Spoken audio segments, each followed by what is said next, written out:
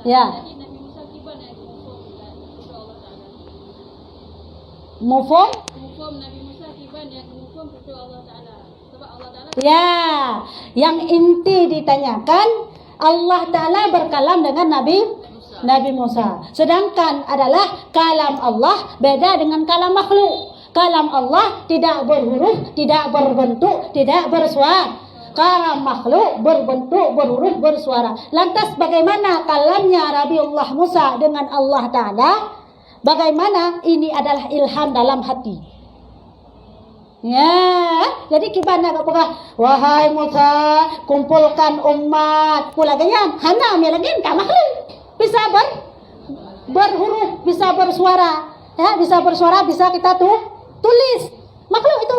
Ini enggak ilham dalam hati.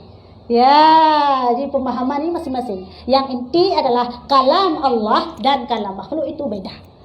Yang Nabi Muhammad. Nabi Muhammad menasyid ilham dalam hati. Karena dalam istilah wahyu ada dua.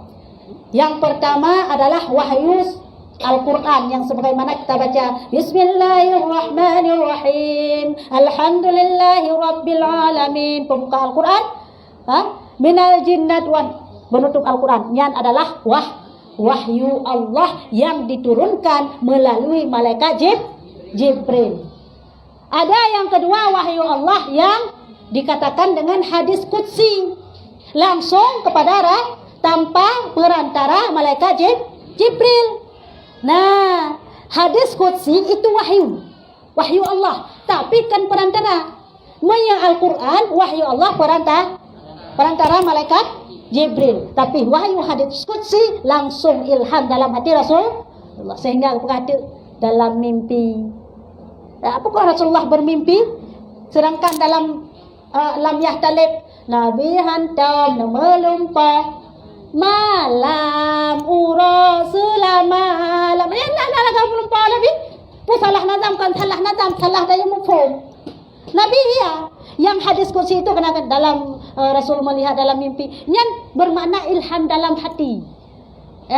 Nazam itu betul. Rasulullah tidak tidur sama dengan tidur kita. Kalau tidur kita setengah mati. Kayak lain menggerong-gerong. Tibi dalam Punan Pulau Sumatera. Biasa orang gemuk itu. Maaf bagi orang gemuk ya. Biasa lupa lagi ya. Orang kejuk muai. Ya, main dengar kita ya. Tapi dengar Rasulullah kan laginya. Modal yang Pulau Sumatera kenan bak bantai Rasulullah lagi dengar. Ya, tadi kepegah dan azam nanti. Jadi bagaimana juga yang dikatakan dalam diskusi ilham dalam hati langsung. Ilham ya, disampaikan sesuatu informasi langsung dalam hati.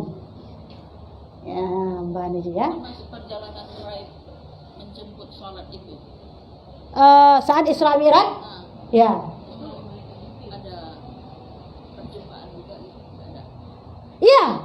Pada saat Allah mengambil perintah solat sehari semalam 5 waktu, itu perintah solat itu tidak melalui malaikat Jibril.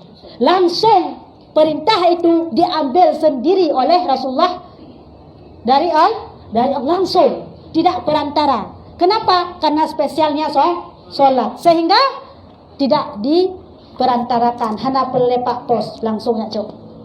Ya, ke Jibril itu Pak Pos yang mengantarkan wahyu. Setiap pengantar Pak Pos ya. Ya, yang mengantarkan wahyu. Tapi ini enggak melalui langsung dia. Karena spesialnya ibadah solat 5 waktu itu. Jadi bagaimana prosesnya? Apakah langsung berjumpa? Iya. Melihat. Tapi saat ditanya oleh sahabat bagaimana Allah? Tidak ingatlah, lupa. Itulah kuasa Allah. Menyajidkan ke pengalaman di Allah menolong kamu bayangkan. Ya. Sebagaimana dikatakan ciri-ciri Imam Mahdi, padahal Imam Mahdi belum ada, belum turun.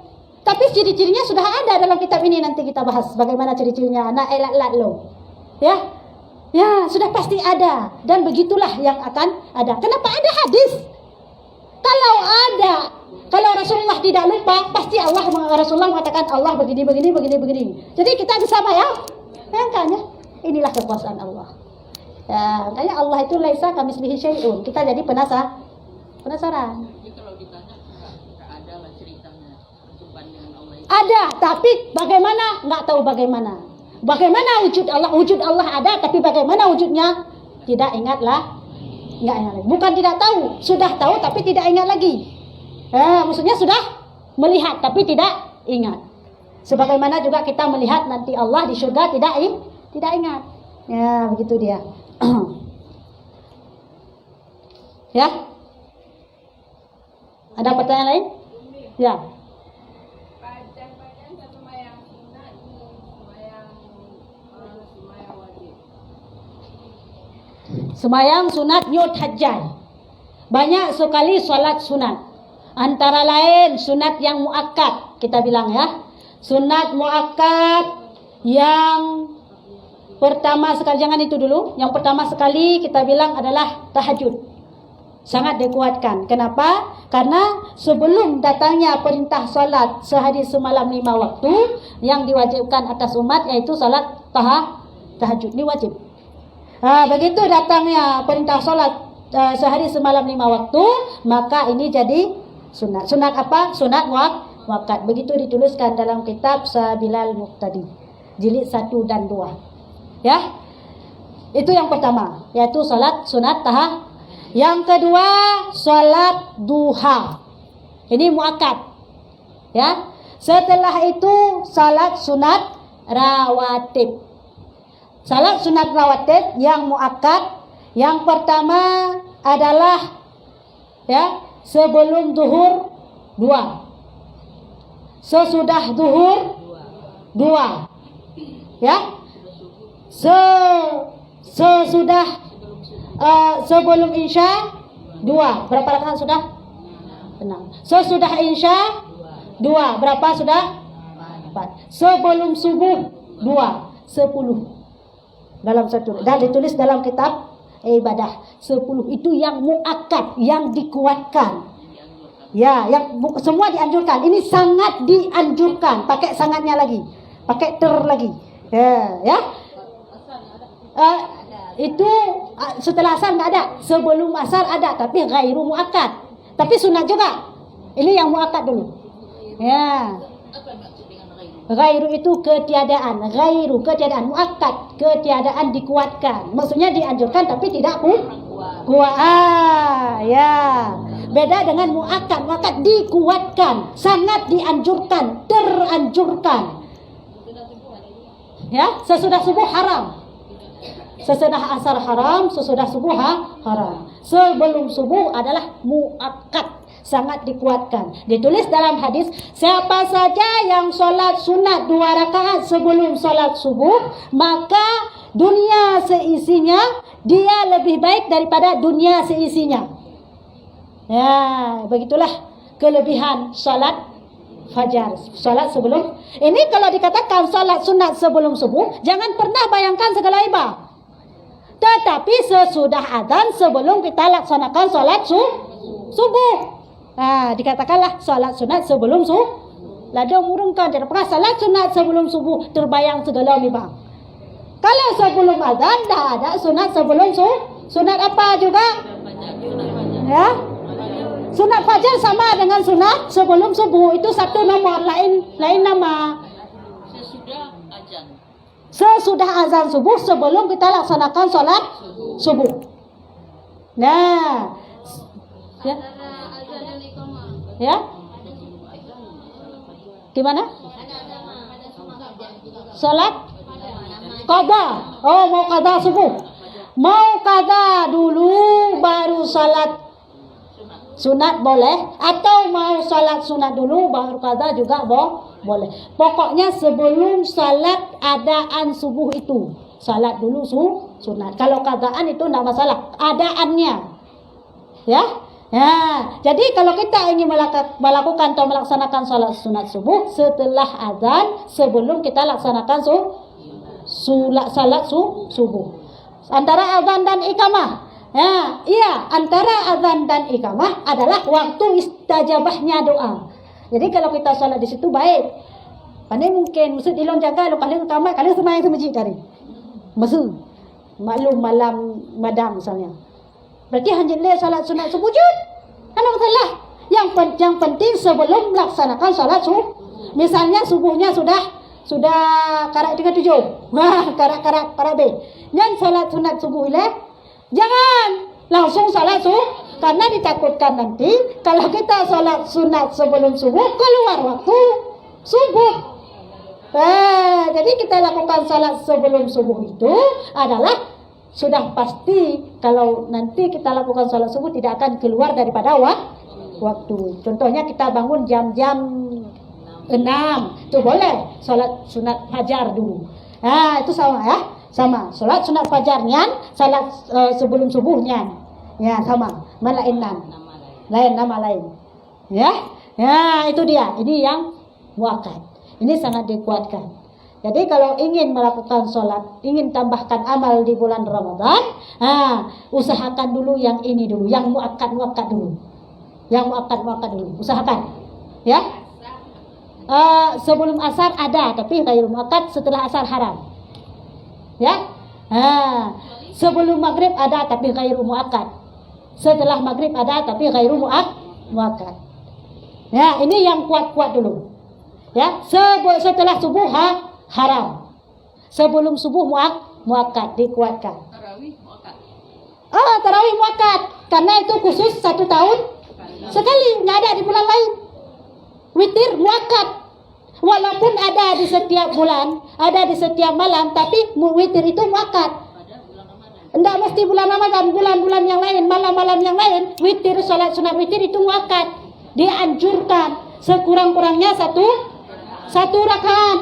Malah dalam mazhab iman lain selain daripada Syafi'i, kalau tidak salah saya Hanafi, beliau mewajibkan malah untuk salat minimal 1 kali dalam 1 hari, dalam satu malam. Kalau kita Imam Syafi'i tidak diwajibkan, tapi dikuatkan, sangat dianjurkan untuk salat witir. Jadi kalau misalnya bulan Ramadan, ya kita salat tarawih di mana? Di masjid. Ya, kita salat sunat tarawih di masjid. Kalau misalnya setelah salat sunat tarawih kan ada itu witir. Ya, dilakukannya witir secara berjamaah. Ya. Nah, dilakukan witir secara berjamaah jika kita melakukannya dengan imam. Nanti kalau kita bangun di tengah malam kita tahajud, jangan witir lagi. Karena sudah witir. Tapi kalau pasti, misalnya kita sudah lazim tiap malam bangun tahajud, jangan witir saat setelah sayap tarawih. Kibansit, kita baca witir dengan kuimu. Kapan kita witir? Setelah tahajud nanti tengah malam kita bangun, kita sholat tahajud, kita witir sendiri. Ya, kalau memang sudah pasti. Nyokan baca pranyan, kita tahajudan witirhan. Ya, ini dia ya, yang dikhawatirkan, makanya witir terus. Jampan-jampan jaga, hanten tek lagi alira mulai si pasti jaga kabiasa. Kalau barang Allah bisa karena biasa ya.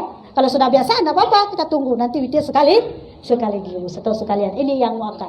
Salat sunat witir, salat sunat tarawih, salat rawatib yang 10 tadi itu muakkad. Ya, salat tahajud, salat duha. Ya, ini yang dianjurkan. Jadi kalau misalnya mau tingkatkan amal, kalau mau tingkatkan ibadah di bulan Ramadan, ibadah ubudiyah, ibadah badan, maka boleh dipraktekkan, itu mengerjakan salat sunat, utamakan yang muakkad dulu. Nanti ghairul muakkad kalau mampu lebih baik. Ya? Tergantung. Misalnya saya bilang tadi salat apa? Segala insya. Usalli sunatan insya'i ba'da qabla ya. Kalau sebelum qabla, kalau sesudah ba'da. Usalli sunatan ba'da insya'i raka'ataini lillahi ta'ala. Maksud bahasa Tajalung mi hanjut datanya anu hanjut datanya bayar tak ba'da qabla yang dua lun tu rong qabla rong ba'da tu. Benar mentang bahasa cem tang ngaji bupah. Tidak usah usalli. Bagaimana juga angkat tangan Allah, niat pada Allah, niat terus. Sahaja saya salat sunat sebelum insya misalnya. Sebelum insya 2 rakaat karena Allah Allahu Akbar. Abeh nit.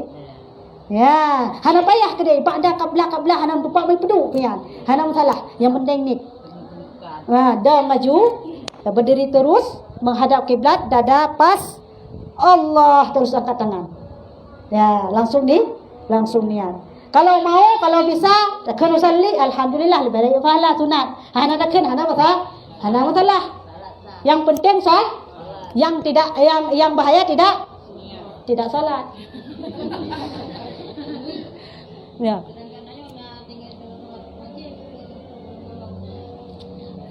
Menau hai. Salat beribu salat sunat tidak akan mampu menutup satu salat wajib.